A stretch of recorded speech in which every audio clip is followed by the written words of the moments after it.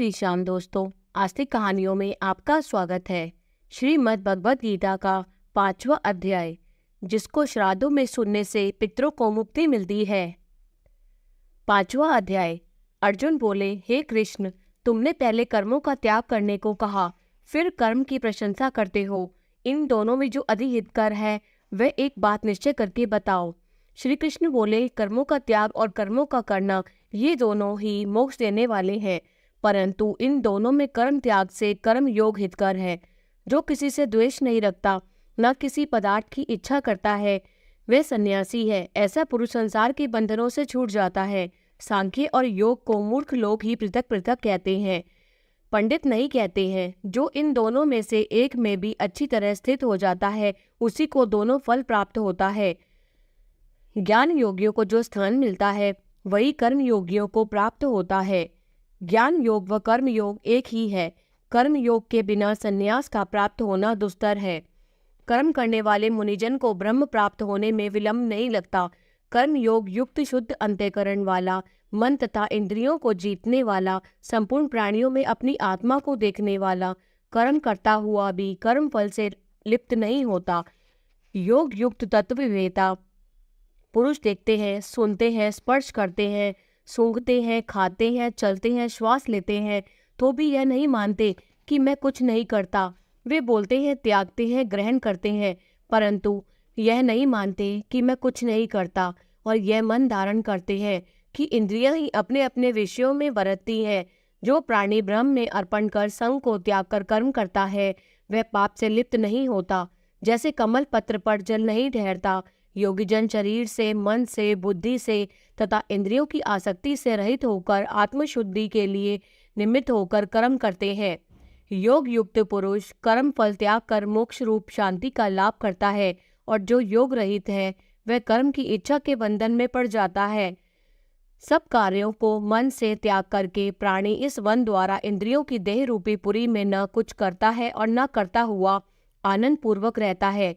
परमेश्वर किसी कर्म में प्रवृत्त नहीं करता, कर्म और कर्मफल को उत्पन्न नहीं करता। ये सब प्रवृत्ति द्वारा होते रहते हैं। परमेश्वर किसी के पुण्य तथा पाप को नहीं लेता। ज्ञान जो अज्ञान से आच्छादित है, उससे जीव मोह को प्राप्त हो जाते हैं, परंतु आत्मज्ञान के द्वारा जिनका अज्ञान नष्ट हो गया है, उनका वह आत्मज्ञान परमेश्वर के रूप को ऐसा भासित करता है, जिस प्रकार सूर्य संपूर्ण संसार को प्रकाशित कर देता है। उसी परमात्मा में जिसकी बुद्धि स्थिर है, उसी में मन लगाते हैं, उसी में निष्ठा रखते हैं, और जो सदा उसी के ध्यान में लगे हैं, ज्ञान द्वारा जिनके सब पाप नष्ट हो गए हैं, वे इस संसार में जन्मते नहीं। विद्या और विनय के संपन्न ब्राह्मण में, गाय में, कुत्ते में, चांडाल में पंडित जन की दृष्टि समान रहती है। जिसके मन में इस तरह की समानता उत्पन्न हो गई है, उन्होंने इस लोक में जन्म मरण रूप संसार को जीत लिया। क्योंकि ब्रह्म निर्दोष और सर्वत्र समान है, इसलिए वे ब्रह्म को प्राप्त हो जाते हैं। जो प्रिय पदार्थ को खाकर प्रसन्न और अप्रिय को खाकर खिन्न नहीं होते, ऐसे स्थिर बुद्धि वाले मोह रहित ब्रह्मवेता को ब्रह्म स्थिर जानो। बाहरी पदार्थों में जो चित्त को आसक्त नहीं होने देता, वही आत्म सुख का अनुभव करता है, और ब्रह्म में अंतःकरण को मिला अक्षय सुख मोक्ष प्राप्त करता है। वे इंद्रियों के स्पर्श से जो भोग देते हैं, वे वस्तुतः दुखदायी होते हैं। उनका आदि भी है और अंत भी है। हे कौन्ते, ज्ञानी लोग ऐसे भागों में रत नहीं होते। शरीर छूटने के पहले जो मनुष्य काम और क्रोध के वेग को सहन करने में समर्थ होते हैं, वह योगी और सच्चा सुखी है। जो योगी आत्म सुख से सुखी, अंतरात्मा के आनंद से आनंदित और अंतर्ज्योति से ही प्रकाशित है, वे ब्रह्म रूप होकर ब्रह्म निर्वाण मोक्ष को प्राप्त होते हैं।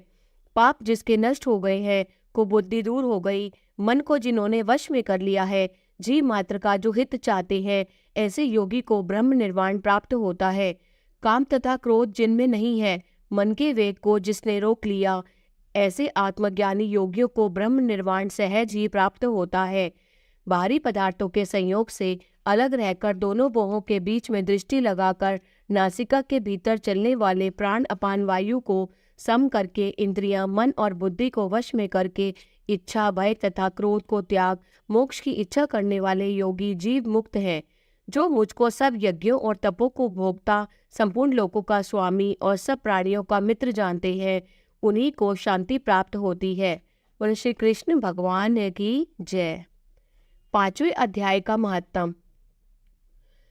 श्री भगवान जी बोले, हे लक्ष्मी, 5वें अध्याय का महत्तम सुन। एक ब्राह्मण पिंगल नाम का अपने धर्म से भ्रष्ट हुआ।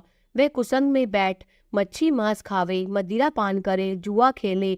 देवयोग से पिंगल का एक राजा के यहाँ नौकर हो गया। राजा के पास और लोगों की चुगलियां किया करे। जब बहुत दिन बीते तब वह धनवंत हो गया। तब उसने अपना विवाह कर लिया, परंतु स्त्री व्यभिचारिणी आई। वह स्त्री को मारता। उस स्त्री ने दुखी होकर अपने पति को विष दे दिया। वह ब्राह्मण मर गया। उस ब्राह्मण ने गिद्ध का जन्म पाया।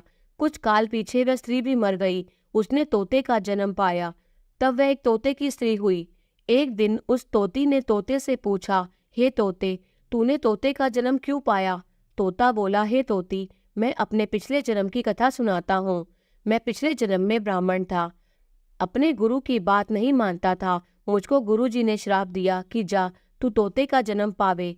इस कारण तोते का जन्म पाया। अब तू कह, किस कारण से तोती हुई? उसने कहा, मैं पिछले जन्म में ब्राह्मणी थी।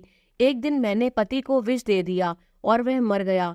तोते ने कहा, तू तो बहुत बुरी है जिसने अपने पति को विष दे दिया। एक दिन वह तोती वन में बैठी थी, वहां गिद्ध आया।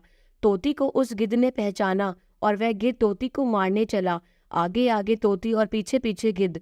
जाते जाते तोती एक शमशान भूमि में थक कर गिर पड़ी। वहां एक साधु का दाह हुआ था। साधु की खोपड़ी वर्षा के जल के साथ भरी हुई पड़ी थी। वह उसमें गिरी। इतने में गिद्ध आया और तोती को मारने लगा। उस खोपड़ी के जल के साथ उसकी देह धोई गई और दोनों आपस में लड़ते लड़ते मर गए और अदम देही से छूटकर देवदेही पाई। और विमान आए जिन पर बैठकर दोनों बैकुंठ को गए। वह खोपड़ी एक साधु की थी जो गीता जी के 5वें अध्याय का पाठ किया करता था। वह परम पवित्र था। उसके जल से दोनों पवित्र हो गए। जो प्राणी श्री गंगा जी का स्नान करके श्री गीता जी का पाठ करते हैं और वो बैकुंठ को जाते हैं। जय श्री श्याम।